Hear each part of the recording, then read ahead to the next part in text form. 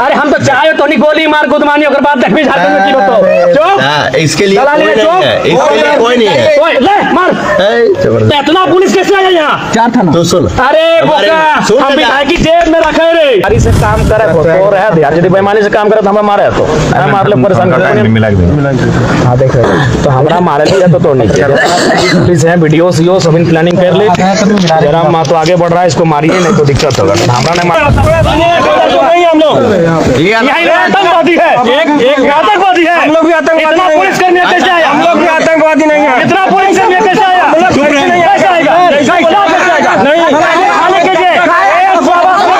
खाली कीजिए खाली कीजिए पूरा खाली कीजिए बात की बात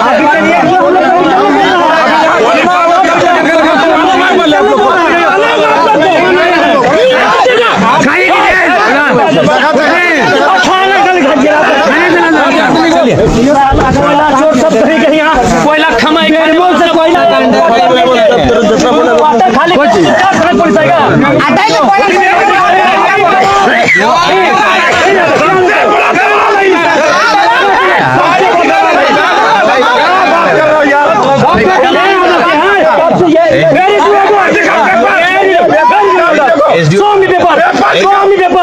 बात कर लीजिए एसडीओ साहब से एकदम आप बात कर लीजिए एसडीओ साहब से यही बात हुआ फिर भाई हर चीज के एक्ट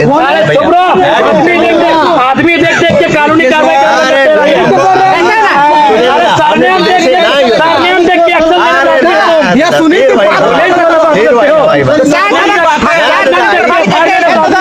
कार्रवाई बात को खड़ा रख लो कानून से आदमी लगता है ना हाथ लगो सुनिए से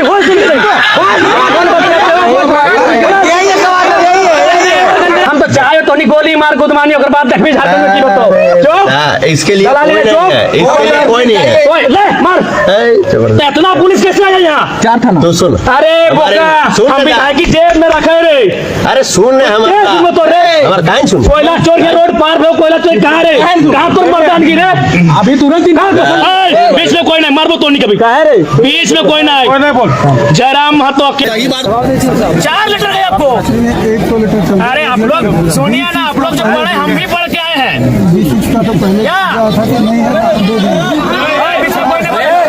आपका आंसर कहाँ है महोदय एसडी महोदय आप उठाइए थोड़ा नजर वो तो बोल रहे थे 1 लीटर का जवाब उठाइए नजर अरे किसी का नजर नहीं उठेगा टाइगर के सामने क्या सर कहाँ गए उनको उत्तर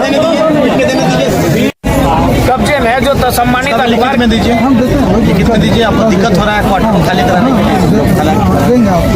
बड़ा दुर्भाग्य लग रहा है इतने सक्षम पदाधिकारी आके बैठे हैं इतनी रात को बैठे हैं और बाहर पुलिस का ऐसा पहरा है कि मानो अंदर ये लड़के नहीं आतंकवादी बैठे हैं अंदर है लेकिन सवाल वो विषय नहीं है सवाल है जनभावना का कि हम झारखंड के साथ सौतेला व्यवहार क्यों बस यही सौतेला व्यवहार झारखंडी के साथ क्यों वही झारखंडी सेंटीमेंट के कारण हमको यहाँ आना पड़ा हम तो गर्म में चुनाव के बाद एक रात ठहरे नहीं है ये महोदय वही बोले चश्मा यहाँ सवाल है चश्मे का नजरिए का सवाल है संसद महोदय खास है कि यहाँ में खास है अलॉटमेंट हुआ पर यहाँ के जो विधायक है वहाँ में कि खास है वो कई जगह उनको तो घर जैसा अलॉटमेंट हुआ है तो फिर यहाँ समस्या क्यों आ रही है जैसा कि आप लोग जानते हैं आज देश ने एक महत्वपूर्ण लीडर को खोया है जो 2 बार भारत के प्रधानमंत्री रह चुके हैं जिनका कार्यकाल 2004 से लेकर 2014 तक था। इनका जीवन काल जो था वो 26/9/1932 से लेकर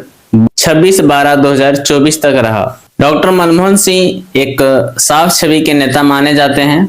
उनकी दिवंगत आत्मा को मैं नमन करता हूँ, साथ ही साथ मैं श्रद्धांजलि देता हूँ। आपने जो वीडियो देखा ये वीडियो कल रात की थी जिसमें आधी रात को आप देख रहे होंगे जयराम महतो एक तरह से धरना प्रदर्शन कर रहे हैं। तो में आप लोग देख रहे होंगे कि जयराम महतो आधी रात को यानी कि 12 से 2 बजे के बीच की यह घटना होती है। मामला क्या होता है, झारखंड में जो क्वार्टर को जो सरकारी क्वार्टर होता है उसको लोग अवैध रूप से कब्जा कर चुके हैं। अवैध रूप से कब्जा करना होता क्या है, जो भी कर्मी होते हैं, यहाँ सीसीएल की बात हो रही है तो उसका जो भी कर्मी होता है उनको एक आवास अलॉट किया जाता है। जब तक उनका कार्यकाल है तब तक उनको अलॉट किया जाता है, फिर उसको छोड़ना रहता है। लेकिन होता क्या है, पहले एक आवास उनको अलॉट किया जाता है लेकिन जिसकी जितना पकड़ जिसकी जितना पहुंच होते जाती है वो एक से ज्यादा क्वार्टर भी आसानी से ले लेते हैं और उनका कार्यकाल जब तक रहता है तब तक तो होता ही है, लेकिन कार्यकाल खत्म होने के बाद भी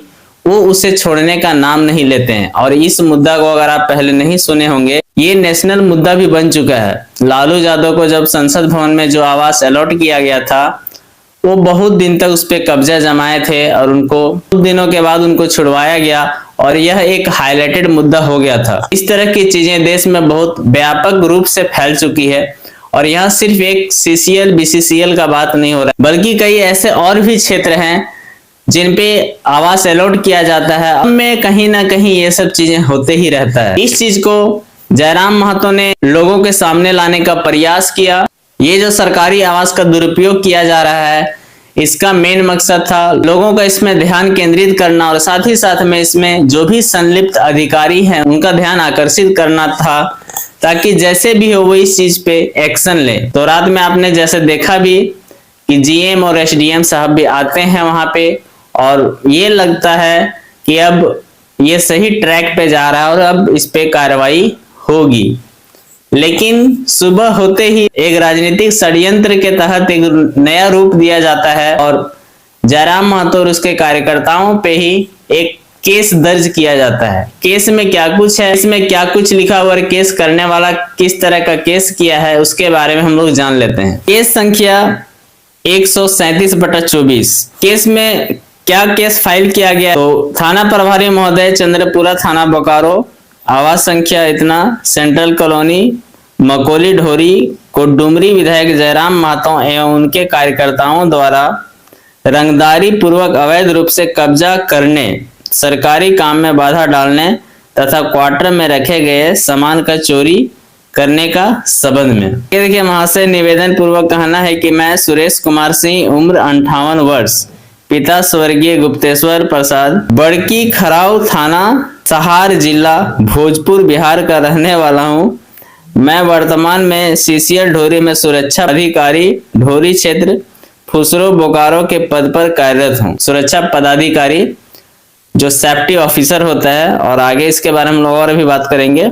कल दिनांक 25/12/2024 को समय लगभग 17:30 बजे का टाइम दिया हुआ है। यह सूचना प्राप्त हुई कि मकोली स्थित D सेकेंड क्वार्टर में कुछ अज्ञात लोग जाकर हल्ला गुल्ला कर रहे हैं और जो उसमें पूर्व से रह रहे हैं उन प्रशिक्षु पदाधिकारियों का सामान हटा रहे हैं, यानी कि रंगदारी पूर्वक उन्हें हटाया जा रहा था, ऐसा लिखा है।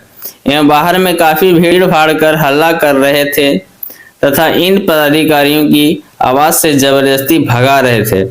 इसकी सूचना पर मैंने CCL सिलचंद सुरक्षा पदाधिकारी जो है कृपाल सिंह, प्रधान सुरक्षा प्रहरी अनाम वारिस प्रधान, इनको फलाना को तथा CISF के इंस्पेक्टर AK सिंह के साथ में सशस्त्र बल वहां पर जाकर क्वार्टर में देखने का निर्देश दिया, जिस पर सभी सुरक्षाकर्मी क्वार्टर में गए तो देखे कि 25 से 30 अज्ञात लड़का क्वार्टर के अंदर घुसा हुआ है तथा हल्ला गुल्ला कर रहा है। क्वार्टर में रह रहे प्रशिक्षु पदाधिकारी श्री विनय वर्मा, श्री राहुल राय, श्री ये वो, इस तरह का इसमें केस दर्ज हुआ है और बताया गया कि आप लोग का यह कार्य सरकारी कार्य में बाधा डाल रहा है। सरकारी कार्य में बाधा डालने के साथ साथ एक तरह से बोल सकते हैं चोरी वगैरह का इस पे केस दर्ज हुआ है। अब इस पे धारा कौन कौन से लगा है, हालांकि जो सरकारी कार्य में बाधा डालने का जो धारा होता है 186 वो कहीं पे अंकित नहीं दिख रहा है। इस पे जो धारा है 91(2), 190, 223, 126, 115(2), 132, 308(3), 308(5), 352, 351 और ये सब है। और इस पे जो साइन है वो है सुरेश कुमार सिंह, सुरक्षा पदाधिकारी, ढोरी क्षेत्र, बोकारो। कुमार सिंह के द्वारा ये केस फाइल किया गया है। अब इसमें सरकारी कार्य के बाधा के लिए इसमें धारा तो नहीं लग रहा है, धाराएं हैं वो बहुत ज्यादा कुछ बड़ा धारा नहीं है। एक तरह से आप बोल सकते हैं कि डराने धमकाने के मकसद से ऐसा कुछ, तो ये सब छोटे छोटे धारा है, कोई बहुत बड़ा धारा नहीं है, जिसमें कोई गंभीर धारा नहीं है और कोई ऐसा नहीं कि नॉन अवेलेबल धारा है। सभी धाराओं को एक बार हम लोग देख लेते हैं क्या कुछ है। IPC एक्ट 190 जो कहता है यह धारा किसी व्यक्ति को लोक सेवक से सुरक्षा मांगने से रोकने के लिए धमकी देने से जुड़ी यानी कि सुरक्षा से संबंधित है। 115(2) है स्वेच्छा से चोट पहुंचाने के अपराध से जुड़ी है यानी कि एक हमला करने के उद्देश्य से। वहीं 223 कहता है कि अगर कोई लोक सेवक लापरवाही से किसी अपराधी को कारावास से भागने दे तो उस पर कार्रवाई होगी। 305 कहता है अगर कोई व्यक्ति किसी को मृत्यु या गंभीर चोट पहुंचाने की धमकी देकर। वहीं सरकारी काम में बाधा की आईपीसी एक्ट 186 लगता है लेकिन इस पे कहीं 186 अंकित नहीं है। ये सभी जो धाराएं हैं कोई बड़ी धारा नहीं है और धमकी देना या फिर नुकसान पहुंचाना तो फिर चोरी करने के मकसद से ये सभी धाराएं इन पर लगी हुई है। इसको देखिए अब चीज को कहां से कहां मोड़ने का कोशिश किया गया, डाइवर्ट करने का कोशिश किया और ये कहीं ना कहीं राजनीतिक रूप ही ले रहा है। तो ये चीजें शायद आपको देखने में बहुत छोटी लग रही होगी लेकिन ये बहुत व्यापक रूप में पूरे राज्य में फैला हुआ है। एक CCL का अगर बात करेंगे तो 5 से 10 हजार ऐसे मामले हैं और अगर सभी विभागों की हम बात करेंगे तो इसकी जो संख्या है वो लाखों में पहुंच जाएगी। और ज्यादातर कहाँ के लोग होते हैं शायद ये भी आप देख ही रहे होंगे। ये ठीक उसी प्रकार से हो रहा है जैसे आज से अगर आप 10 से 15 साल पहले अगर बिहार के रूट में अगर आप ट्रेन में कभी सफर किए होंगे तो आपका स्लीपर सीट में आपको उठा के बैठा दिया जाता था और आपके सीट पे आकर लोग जबरन बैठ जाते थे। ये सेम चीज यहाँ पे भी झारखंड में भी वही चीज होते आ रहा है। इसके जिम्मेदार कौन है? इस तरह के लोग, राजनेता लोग अपनी वोट बैंकिंग के लिए ये रोहिंग्या को भी आईडी कार्ड बना के देने से कतराते नहीं है। तो ये उसके लिए बहुत छोटी बात है और उसके संपर्क में जो अधिकारी होते हैं वो उनको फेवर करते हैं और इस तरह की चीजें जो होता है धीरे धीरे बढ़ते जाता है। क्योंकि आज भी यहाँ के लोकल अधिकारी आपको बहुत कम मिलेंगे। जो भी बड़े अधिकारी हैं वो सब के सब आपको झारखंड के बाहर के ही मिलेंगे। अपना दबदबा यहाँ पे बनाए हैं और आगे भी वे इसे कायम रखने की कोशिश करते हैं। लेकिन अब समय जो है धीरे धीरे परिवर्तन हो रहा है, लोग जाग रहे हैं, अब गलत चीजों का लोग खुलकर विरोध कर रहे हैं। तो ये सब कुछ मामला था। तो आई होप कि आज की वीडियो आपको अच्छी लगी होगी। तो इसे लाइक कीजिएगा, हमारे चैनल में तो जरूर से जरूर सब्सक्राइब भी कर लीजिएगा। चलिए फिर मिलते हैं किसी अगली वीडियो में नई जानकारी के साथ। तब तक के लिए जय हिंद, वंदे मातरम।